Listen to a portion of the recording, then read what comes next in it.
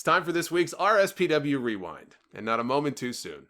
This is the first rewind of the new decade, and it is taking us back 27 years to a time long before Liv Morgan professed her love for Lana, and King Corbin smeared dog food all over Roman Reigns, although the fans complained every bit as much back then.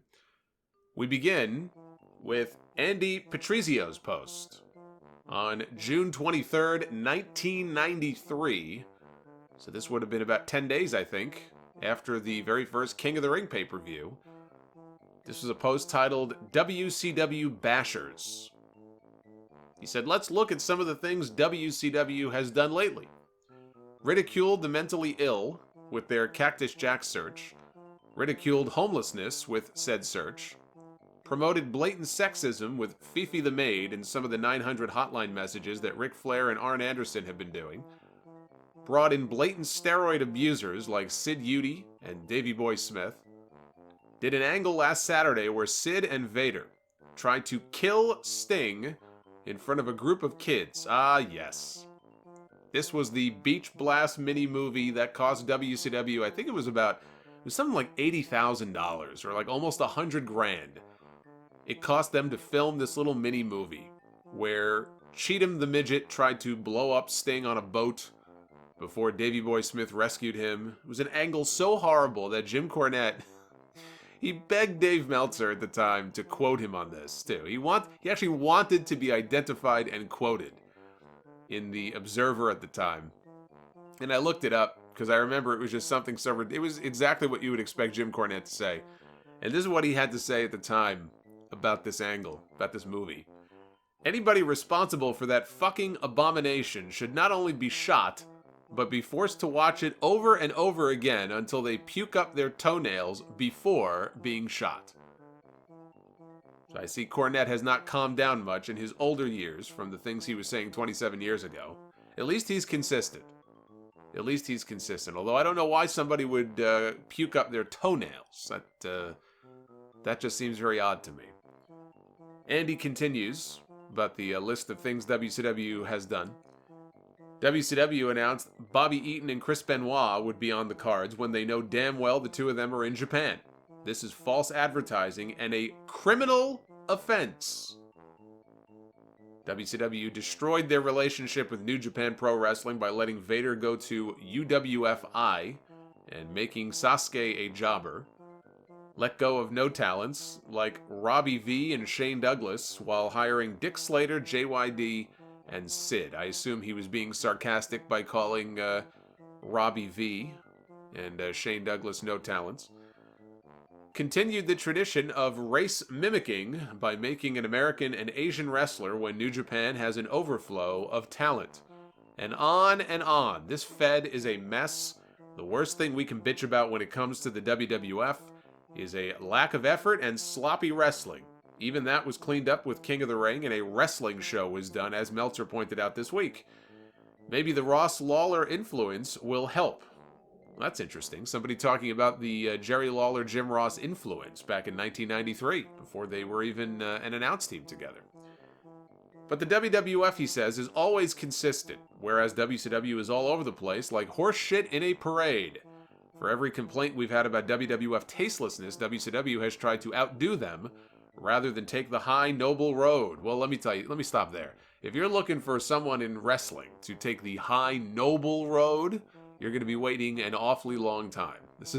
I don't think this is an industry that has traditionally, especially back in 93, been built on much in the way of nobility. But I say that as a fan on the outside looking in. It says, rather than refuse to sink to that level, WCW tries to go deeper. Bischoff is an idiot, while Ole and Dusty are just plain clueless. Those two couldn't book Wing or FMW. Ted Turner would be wise to pick up Smoky Mountain Wrestling and drop WCW. Well, thank God he didn't do that. Thank God he did. Who is this, Andy? Thank God he didn't take Andy's advice. There's a reason why people like Ted Turner don't take advice from people on forums like RSPW. Or I guess these days it would be Reddit or something like that. Thank God for that. Here's a post from Bill on December 8th, 1993, titled RSPW Pleas to Vince. It has been suggested many times that Vince McMahon or his staff monitors RSPW. All right, well, if true, let's make a direct and clear plea to Mr. McMahon on certain issues. Here are some. Issue number 1. Use the talent which you have in the ranks. For example, Barry Horowitz is a quite talented... Let me compose myself here. Barry Horowitz is a quite talented wrestler. Give him a shave, a face turn, and a new outfit. He can see the light as the winner. That could be his new name. He's the winner. He can make his face turn interesting, or make his face turn by interfering in a 1-2-3 kid match to help the kid. Then you can use Barry in singles matches as well as with the kid in tag team matches. All right, so he's a Barry Horowitz mark, it appears. I can't say that I've stumbled across too many of those in my RSPW searching, so that's a first. Number 2, a little more wrestling time on air, a little less pay-per-view hype each week. Showcase the real talent more than you are presently doing, and please less endless intro videos. Unless Double J is going to sing or play soon, this line is wearing thin. You know, it's a shame because we don't get a lot like these days in wrestling. We don't see event center updates on the shows. Like we used to get them with Mean Gene and Sean Mooney and Todd Pettengill, where they would throw it to the quote event center and they would run down some of the matches on the upcoming pay-per-view, where they would throw it to some promos, you know, hyping up matches on the pay-per-view. It's just very different now. And, you know, AEW has a control center and Tony Schiavone hosts. We don't see those segments on Dynamite, though. So I guess the reason they don't do it is because people tune out, you know? Which is why I laugh when people say, oh, ratings don't matter. Okay, well, then you're an idiot. If that's what you honestly believe, you're a fool. And one of the reasons they don't do segments like that on TV is because it affects the numbers and because people tune out. And they just, I guess they don't find event centers very appealing. I happen to think that they're very beneficial to the people who actually watch the friggin' show week to week. But I guess they have to serve all audiences, and if it's driving off people from watching the show, then I guess we don't get event center updates. We get Twitter updates. That's what we get. That's where we have evolved to here, 27 years later. There's no more event center updates. There's no more rundowns. You got the very quick rundown by the announcers, I guess, at the desk, and that's the extent of it. It's too bad. Number 3, some first-rate talent in the announcing booth is important. Macho Man doesn't cut it. A Jim Ross is great at straight announcing, and a Bobby Heenan or a Jesse Ventura are great contrast announcers from the heel perspective. A smashing sense of humor in the booth is great as well. Bobby Heenan will be missed by most of the RSPW readers. That's right, this is when Bobby had just been thrown out of Monday Night Raw by Gorilla Monsoon. Actually, one of the more emotional segments that I can ever remember seeing in Raw history. And you could see Bobby tear up there at the end of the segment, and we never did see him again until, I guess it would have been the Gimmick Battle Royal, WrestleMania in 2001. Number 4, drop the low talents or job them. It was wise to not give Lex Luger the title. He has no real talent in wrestling. Like Hogan, he is a 2-moves wrestler. Some fans do like Lex, so I have this suggestion. Send him to wrestling school. If he refuses, it is jobber status or exile to the boonies. Can you imagine? A guy that looks like Lex Luger did, making the kind of money I'm sure he was making. A world champion in other promotions. Doesn't know enough moves, so we're shipping him off to wrestling school. As if that's the reason he was even hired in the first place. I mean, come on. These people are delirious. I'd love to be a fly on the wall for that conversation. You think Vince McMahon would have had that conversation with Lex? He probably would have sent like J.J. Dillon to do it, right? Hey, J.J., go talk to Lex. Tell him we're going to send him to wrestling school. He's going to go work with Vern Gagne or something at his wrestling school. Go give him the good news. We're going to send him to the dojo. We're going to send him off to like a New Japan dojo somewhere or something. Oh my God. He says, I urge you that any face champion have superior wrestling skills, the quality of a Ted DiBiase. Any heel champion should either sell evil, a la Killer Kowalski, or good wrestling skills used for evil purposes. Man, this person's given this a lot of thought. He says, if a wrestler's forte is a kick to the face, or a bear hug, or a roll-up, then he needs to go to school. Today, I guess the equivalent would be if they can't do a good enough super kick or a tope suicida. Off to wrestling camp they go. But he was not finished yet. This person was not finished yet. Number 5. Today's portable video cameras make it quite important that wrestling moves be done well. Teach your wrestlers to not sell badly missed moves. That's right, you hear that, Will Ospreay and Hiromu? Wrestle Kingdom the other night? That drop kick off the top rope? That's right, this person's talking to you two guys. He says, you may fool the people in the auditorium, but that television camera very often catches the miss and subsequent sell. Today's high tech quite often makes your show look bad. That is, of course, what he's talking about, is the high technology of 1993 that he is referring to. So basically, what I'm getting out of this post is push Barry Horowitz and send half of your roster back to wrestling school. That's the moral of the story. This next post was published on September 30th, 1994 by Brian Graupman. Observations about RSPW. No replies, it's just the one post by one author. It says, I've been reading this group for a while now. I read it for news about talent movement and what happened on various shows.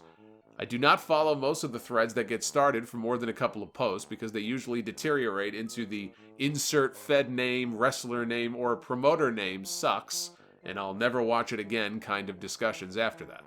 I have watched pro wrestling off and on since I was a kid. Some of my earliest memories are of a show that I believe was called something like Big Time Wrestling with Lord Athol Layton doing the announcing. I guess I always knew the match outcomes were scripted, but I enjoyed watching for the action and the idea that the good guys would almost always win out over the heels. I sometimes find it funny how some of the posters to this group, while claiming to be smart fans, blast away at the other major federations, about the way they put the shows together. You expect them, primarily the WWF and WCW, to book things exactly as you want them to be. You forget that the target market for the WWF and WCW is not smart fans, it is families with kids and disposable income. Because of this, the WWF has a lot of cartoony characters, and WCW went out and signed the most recognizable name in the world of wrestling. Because of this, you can get a giant foam hand with Hulkamania painted on it, or Bret Hart shades, or a foam Undertaker urn, or any other number of kids' items. There are 900 number wrestling hotlines that cost $5 for a 3-minute call. Kids, get your parents' permission. The programming and the merchandising is aimed at people under the age of 16. If you expect the wrestling promotions in North America to do any differently, you will rarely have your expectations met. Now, maybe ECW will become the federation that will provide smart fans with the kind of programming that they may want to see. But with television stations throughout the US and Canada dropping wrestling, ECW may not be able to get the kind of exposure on a national level that it will need to grow into anything more than a small regional promotion. Pro wrestling on the whole is in a downward slide right now. There are probably many reasons for this. I know that I am too busy to watch much of it anymore. I used to be able to watch 6 to 8 hours of wrestling every weekend. WWF, NWA, UWF, and for a little TNA, Glow. Now I'm lucky if I get to watch Raw on Mondays. If you don't like what they're showing, turn it off. Don't watch it. Check it out from time to time to see if it's better. Read RSPW for any news that might come out and wait for the next upswing. It will happen, and probably long after Hogan is gone and Ric Flair will be doing Bobby Heenan shtick commentary for some promotion. We end with a controversial post. Got a lot of replies from Fitz3860 from September 7th, 1997, so we're skipping ahead a few years, titled ECW Fans, The Blood Will Be on Your Hands. When Sandman and Mahoney and the rest of these ECW wrestlers end up with brain damage and chronic pain and injuries, you people are responsible for supporting their fate. First of all, the wrestlers themselves are idiots and deserve any long-term health troubles they may have, because everyone knows that taking full-force chair shots to the head and going through 4 tables is not healthy. These morons do it anyway. Well, Fitz just countered the argument there from a lot of wrestlers that they simply did not know the long-term effects of being hit in the head repeatedly. with steel chairs. Oh, we didn't know. I always love hearing that argument. We didn't know. How can we know? Who knew that bashing somebody in the head with a metal object would cause potential brain damage? Who knew? Fitz continues. But for these fans to support this, you are sick people. You encourage this mutilation, such as the barbed wire match, with all of those stitches that are needed. You people were talking about how great a match it was. It was despicable. These wrestlers, and he put that in quotes, these wrestlers, and I use that term lightly, should not be encouraged and cheered for how they can take chair shots. This mentality of ECW that a real man can take a chair shot, like the Sandman Mahoney thing, is absolutely sick. Anyone who supports this has major mental problems just as much as these stupid wrestlers who do this to themselves. Put guys like Mankind and those FMW idiots into this group of ECW moron wrestlers. You fans are partly to blame and you know it. ECW sucks. Wow. So, Fitz, tell us how you really feel. So that was Fitz, and then Ryan Mulder says, ECW sucks. Fine. You don't like it? Don't watch it. I don't like WWF or WCW, but I don't go around talking smack about them. Fitz replies, yeah, right. You're telling us that Joey Styles never goes on ECW television and rips on WCW or rips on WWF? Are you seriously claiming that ECW fans here don't rip on WCW and WWF? ECW fans are such elitist wannabe smarts who think they're better than wrestling fans of other feds. I think they're sickos who support violence and sexism. That is the truth. And finally, K-Cloth5647 responded. He jumped into the debate here. He said, Dean Malenko, Chris Benoit, and Perry Saturn. Those guys don't seem to be in too bad of a shape. Well, about that. There might be some bad examples for K-Cloth here to be citing, in retrospect. But anyway, K-Cloth continues. He says, let me just say that I met Sandman, and he was brain damaged long before this hardcore thing began. Now, clearly in this post, Fitz had an agenda.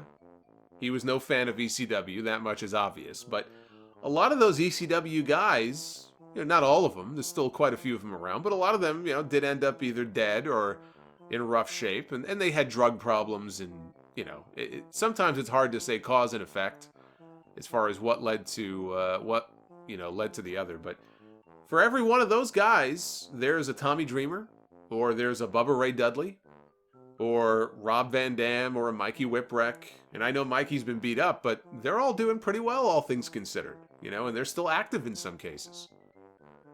Do the fans have blood on their hands? If they went to those old shows, yeah, probably. And on their face, and their arms, and their chest. Probably have blood on a lot of parts of their body if you were in those old crowds. So this has been your weekly reminder that if Bill was still around, he would be sending a lot of talent back to wrestling school and putting Barry Horowitz in the Hall of Fame.